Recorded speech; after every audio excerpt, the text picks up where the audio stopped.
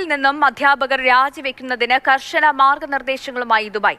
90 ദിവസം മുൻപ് നോട്ടീസ് നൽകിയിരിക്കണമെന്ന് knowledge and human development authority നിർദ്ദേശിച്ചു. മാത്രമല്ല, എക്സിറ്റ് സർവേയിൽ പങ്കെടുത്ത അധ്യാപകർ കൃത്യമായ കാരണം ബോധിപ്പിക്കണമെന്നും അതോറിറ്റി ആവശ്യപ്പെട്ടു. അക്കാദമിക് വർഷത്തിന്റെ പകുതിയിലോ അവസാനത്തിലോ അധ്യാപകർ രാജിവെക്കുന്നതിലൂടെ സ്കൂളുകൾക്കും വിദ്യാർത്ഥികൾക്കും ഉണ്ടാകുന്ന ബുദ്ധിമുട്ടുകൾ പരിഗണിച്ചുകൊണ്ടാണ് Dubai knowledge and human development അതോറിറ്റിയുടെ കർശന നിർദ്ദേശം. 3 മാസമാണ് അധ്യാപകർക്ക് നോട്ടീസ് കാലയളവ്. ഇക്കാലയളവിൽ അധ്യാപകർ നിർബന്ധമായും സ്കൂളിലെത്തി സേവനം തുടരണം. ഏതെങ്കിലും ഒരു ടേമിന്റെ അവസാനം മാത്രമേ സ്കൂളിൽ നിന്നും പിരിഞ്ഞു പോകാൻ കഴിയൂ. ഇതിലൂടെ പുതിയ അധ്യാപകരെ കണ്ടെത്താൻ സ്കൂൾ അധികൃതർക്ക് ആവശ്യമായ സമയം ലഭിക്കും. മാത്രമല്ല, ടേമിന്റെ അവസാനം പോകുന്നതിനാൽ വിദ്യാർത്ഥികളുടെ പഠനത്തെയും കാര്യമായി ബാധിക്കില്ല. സ്കൂളിൽ നിന്നും പിരിഞ്ഞു പോകുന്നതിനു മുൻപ് എക്സിറ്റ് സർവേയിൽ പങ്കെടുക്കുകയും രാജിയുടെ കാരണം ബോധിപ്പിക്കുന്നതിനോടൊപ്പം സ്കൂളിന്റെ പ്രവർത്തനങ്ങളെക്കുറിച്ചുള്ള വിവരങ്ങൾ നൽകുകയും വേണമെന്നും നിർദ്ദേശത്തിലുണ്ട്.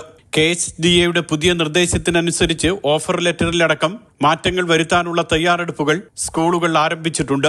Mathrubhumi news, Dubai.